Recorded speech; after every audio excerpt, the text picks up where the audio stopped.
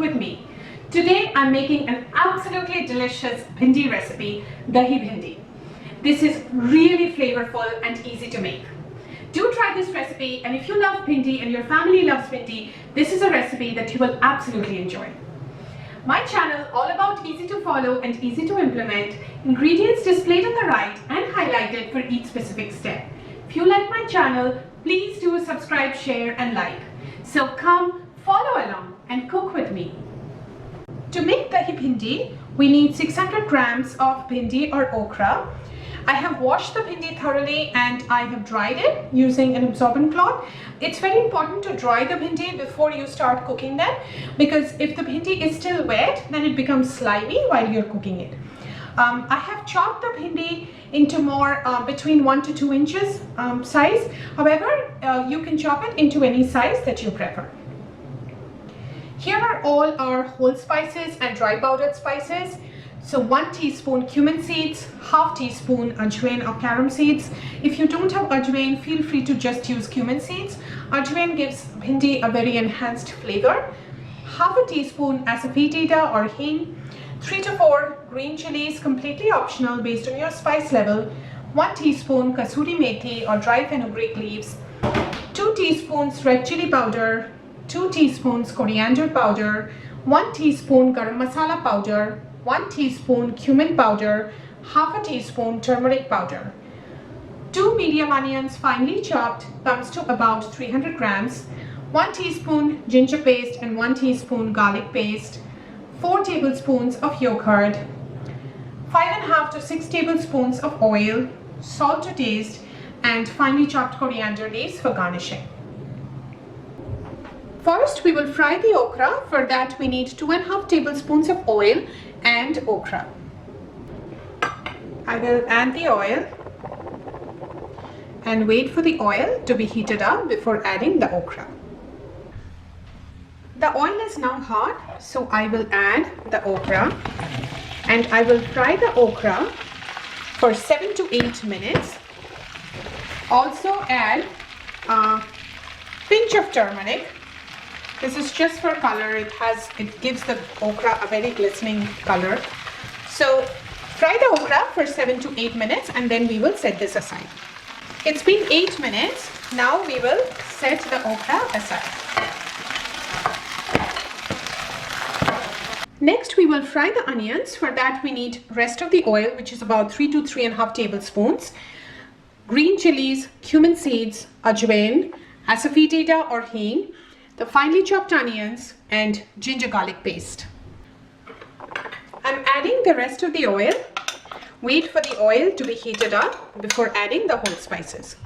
The oil is now hot, so I will add the green chilies, the cumin seeds, ajwain and the hing, and fry this at a low to medium flame for about 30 to 40 seconds. The cumin seeds are now spluttering, so I will add the finely chopped onions and fry this till the onions caramelize and turn light brown. As you can see, the onions have now caramelized. So now I will add the ginger garlic paste and fry the ginger garlic paste at a low to medium flame for about 4 to 5 minutes till the raw smell of the ginger garlic goes away. Next, we will prepare our yogurt masala mixture. For that, we have taken the yogurt, and to that I will add all the dry powdered spices. So the turmeric powder, the cumin powder, garam masala powder, the red chili powder, the coriander powder. Also add some salt and add a little bit of the coriander leaves as well, and the rest we will use at the end for garnishing. Now mix the masala really well with the yogurt, and we will add this to the onion ginger garlic. It's been 5 minutes and I'm no longer getting any raw smell of the ginger garlic. Now I will add the yogurt masala paste that we just made and mix all of this really well and we will fry this till we can see the oil separating. So this takes about 6 to 8 minutes, and make sure you keep the flame as medium or medium low as you're frying the masala. It's been 7 minutes and our masala is now completely cooked. You can see the oil separating out as well, and the color of the dish right now, as you can see, it's just beautiful. So based on how much gravy you prefer, you can add some water. I'm adding half a cup of water here, and we will bring it to a boil. If you do not want to have any gravy, you can directly add the fried okra at this point.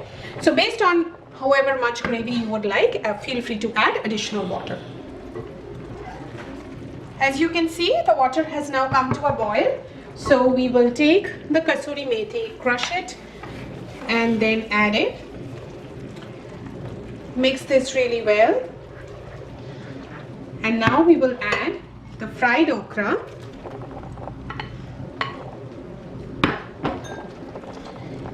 And mix the okra gently with the masala. And we will cover this with a lid till the okra is completely cooked. We've already fried the okra before, so it's about 60 to 70% cooked already. So it should be about 8 to 10 minutes till the okra is completely done. It's been 9 minutes and our bhindi or okra is now completely cooked.